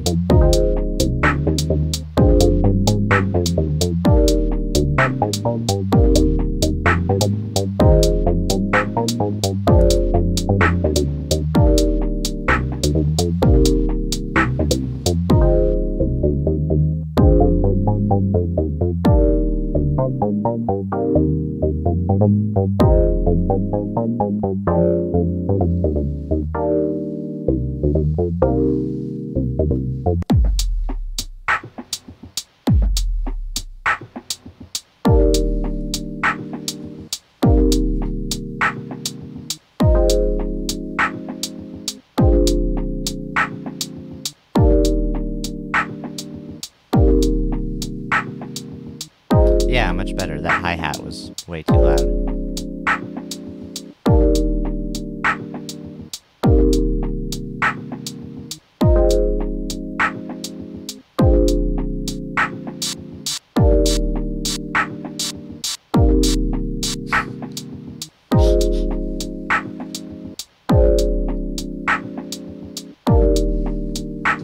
Yeah. So you do like, so do you like...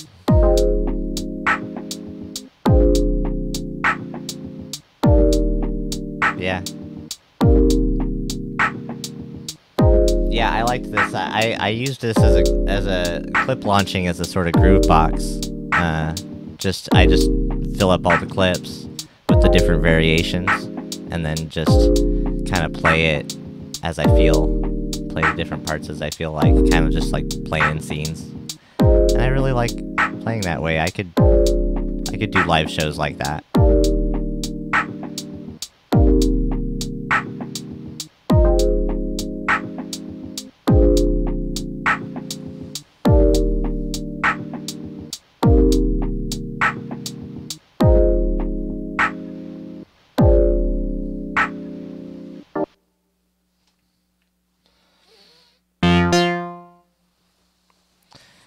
Okay.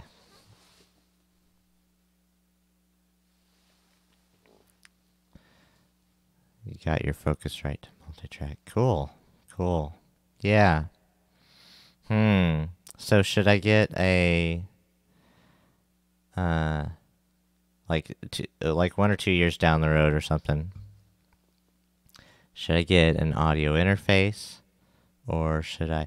Okay, so here's the truth is, what I want to do is I want to build a battery powered portable rig. Portable, but full studio. So basically, like 2 rows, 84 HP of modular, and a groove box, like the circuit or the MC101, and then just this week, Zoom released their LiveTrack L8 to go along with their LiveTrack L12 and L20 that they released last year. The L8 is not only perfect size for me, it would totally work, but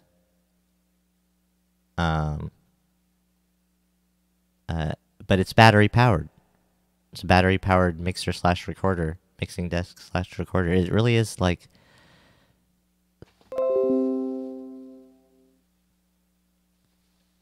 Sorry, everybody. OBS just disconnected me.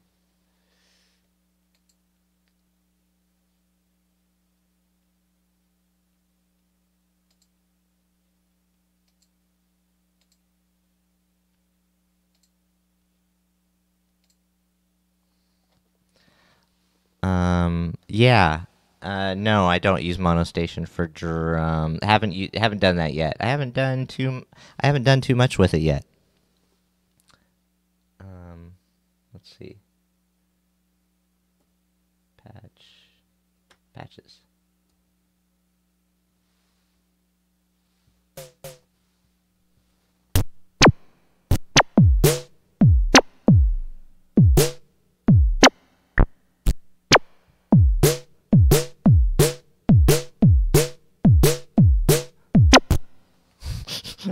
That's what I did.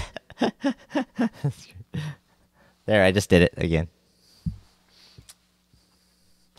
But no, but the sample flipping stuff makes it really cool for drums.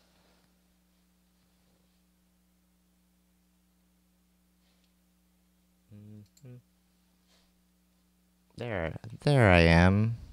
Sorry I cut out there for a second. Or if I did, it said OBS disconnected, reconnecting, blah blah blah. That's kind of weird.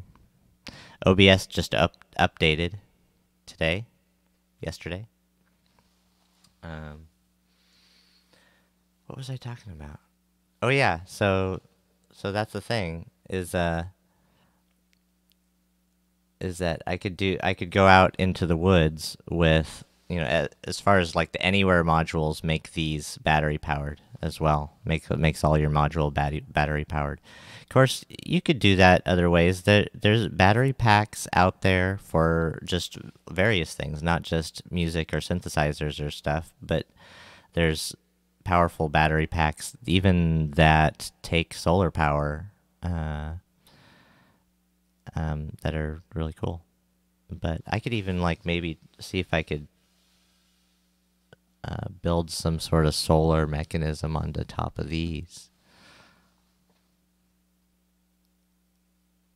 Yeah, that would be cool. It said YouTube said initially for me to put it up to 4,500 kilobytes per second buffering, and I did that. It was at 20. It was set at 25 or something, 2,500, and then it was much better after that.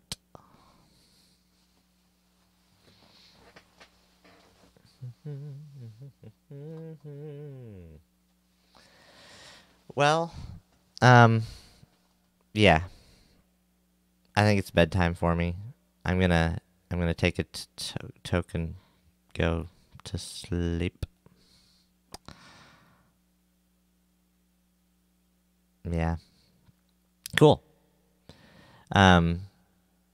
But yeah, I've been really enjoying the podcasts that I've been listening to. I keep on saying I'm gonna go to sleep. But it's because at work I can just listen to whatever, just my entire shift long, based on the nature of my work, and it's just been great listening to more people talk about synths and stuff. You guys should do more talking stuff and get on and do that. And I will, I promise that I will do my best to to watch everybody's videos. Watch all the videos out there from everybody who's talking about synths. Even from the couple people who I've stopped listening to, who I know are still talking about synths. Good on you too. You don't know who you are. So I hope you guys all have a wonderful rest of the day. I guess for you it is Wednesday. Sonic State's gonna happen today. Cool. So, well, I won't get up in time to listen to Sonic State, so y'all have a good time at that. I might actually, so I might actually see you guys in the chat there. But anyway, take it easy, Lisa. I'll see you later. Inky, Inverted Popes, Sonic Neutronic, and Brian. Thanks for coming, Brian. And thanks for coming, Mike, if you're still here. Mike Hydropneumatic. It's always a good regular on my show as well. If you can call this a show. I tried to not have so much of a show this time, because I just really just had to get on and go live. I just had to go live because it's just been too long. It's been too long. And I want to just be casual and not worry about these live streams. Not worry about doing a jam that's really good or whatnot. But sometimes I'll do that, and it'll be more of that. But, sometimes I just like to talk because I haven't talked to people in a long time. And then I hear people talking all the time, and I want to talk. Okay. Right? Right. So, this is me signing off. Until the next midnight stream. I'll see y'all later.